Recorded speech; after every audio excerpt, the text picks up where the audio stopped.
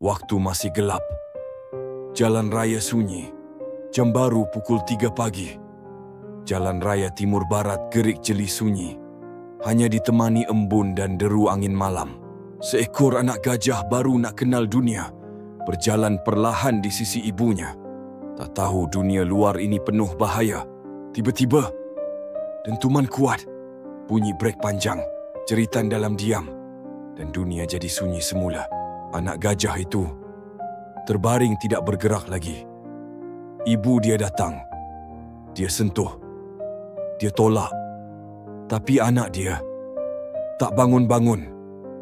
Dia tak faham kenapa tubuh kecil yang selalu bising itu kini diam membatu. Orang ramai datang. Ambil video, tangkap gambar. Tapi ibu gajah itu tak peduli. Dia cuma nak anak dia bangun. Dia cuma nak peluk sekali lagi.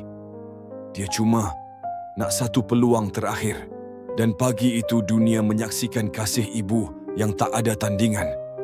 Seekor ibu tunggu di tepi jalan, di sebelah mayat anaknya.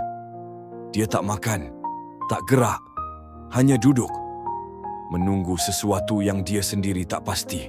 Itulah kasih ibu, setia walau anak dah tak kembali. Dan kita, ibu masih ada, tapi kadang kita yang tak tunggu. Hari ini hari ibu.